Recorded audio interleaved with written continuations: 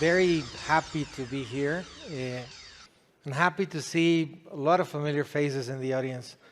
The topic I'm going to talk today about is very exciting for me.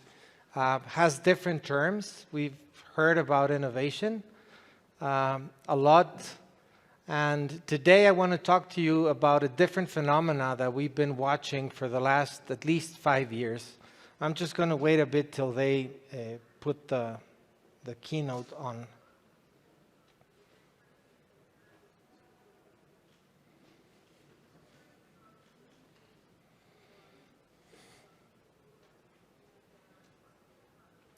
So I'd love to see a show of hands about who knows at least a basic definition of innovation.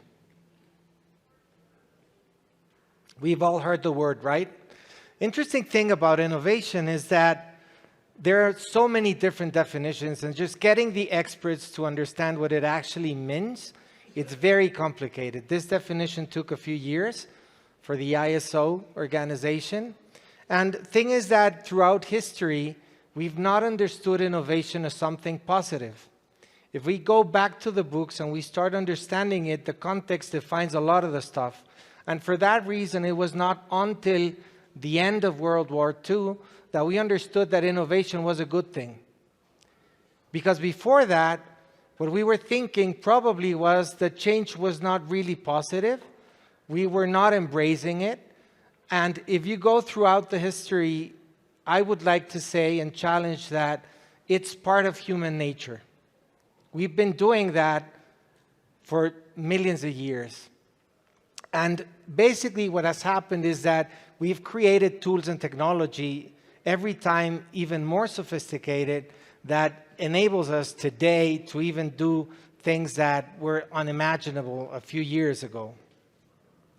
Innovation is something, part of human nature, that we do, as John Fitzgerald Kennedy said, we do that because it is hard. It is part of the nature, and we want to change reality. And that's one of the foundations of the Apollo mission, and since then, we've been doing that in different parts of the world. Now, the interesting thing about reverse innovation, reversive innovation, or inverse innovation is that flows are changing. This is how it looks like today. If we think about R&D projects worldwide, the flows are going different. If we think about design, the same thing applies. This is data from several international organizations where we're trying to understand how the research, the ideas are being generated and how it travels to other places in the world. Education is also changing. Infrastructure and advanced materials and technology applied to that is also changing. Specifically in Latin America, and this is part of the reason of this phenomenon, 250,000 students travel every year to other geographies, a lot of them to Ivy League universities across the globe, to get new knowledge, to study postgraduate degrees. Same thing happens within the region. More than 70,000 students go to different countries, and this creates a very interesting opportunity for pollination of knowledge.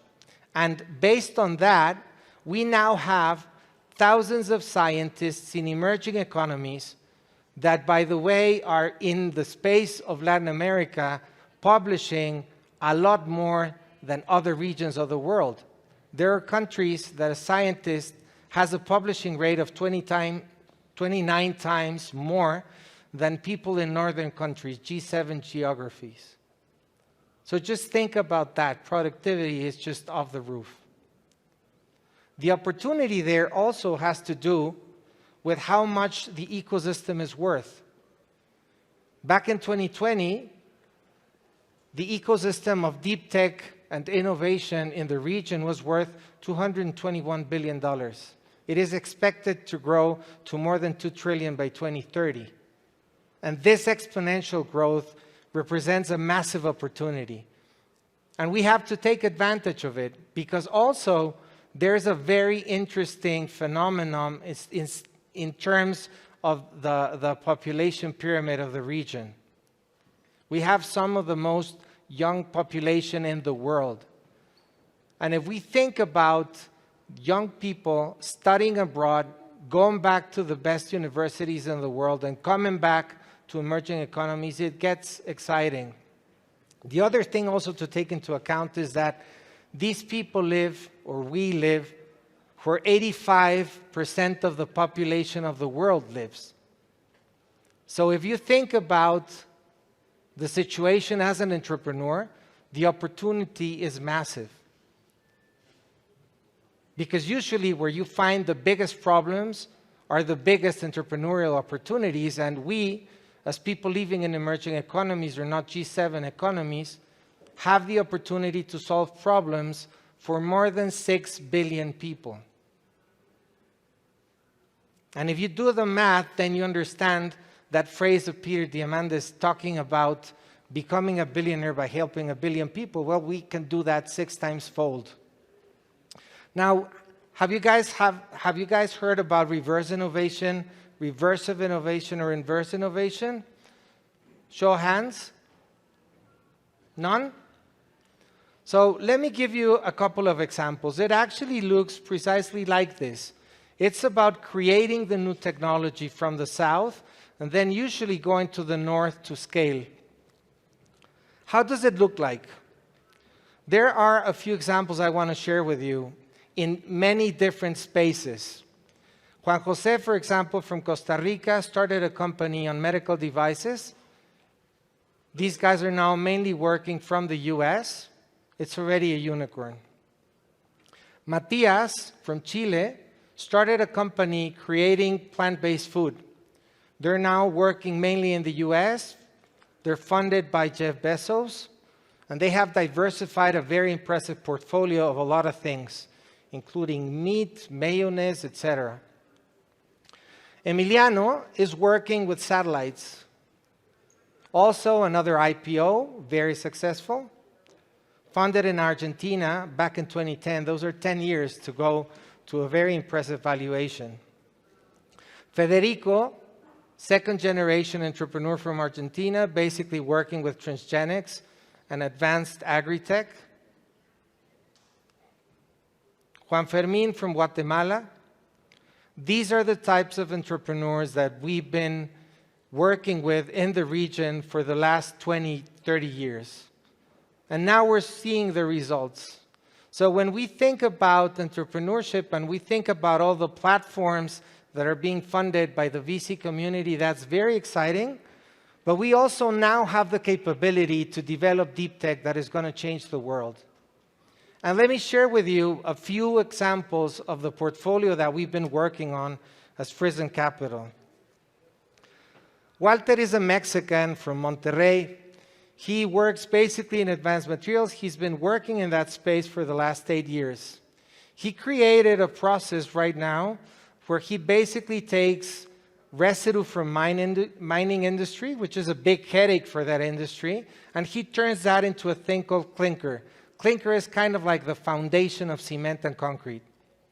Cement and concrete is a very complicated industry where you have a lot of pollution, air pollution. With this clinker, you're going to be able to produce the first cement and concrete in the world that has 0 footprint. And by the way, it has mechanical properties that make it, I don't want to go too technical, but 40% better. Imagine that.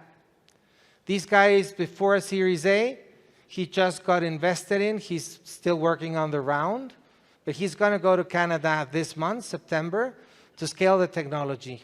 He's right now in a prototype level. In less than 6 months, he's going to have a TRL9, meaning that he's going to be able to commercialize. Probably the company is going to be worth at least 10 times just in 6 months. And this is just a kid from a Mexican university. Hernan, Chilean, specialized in marketing. Visionary, talked to a friend who was also one of the founders of Notco, the company I was telling you about, the IPO, food vegetables. Hernan created with fungi, mycelium, new leather generation. So these guys are now creating products for design industry, and they're about, again, to raise a Series A. Company is going to be worth a lot of millions. They're going to go to the US next year. Opportunity, again, massive. The industry is huge. Lisa, Mexican, she has a tiny oncology lab. With this lab, you can find many different disorders very quickly.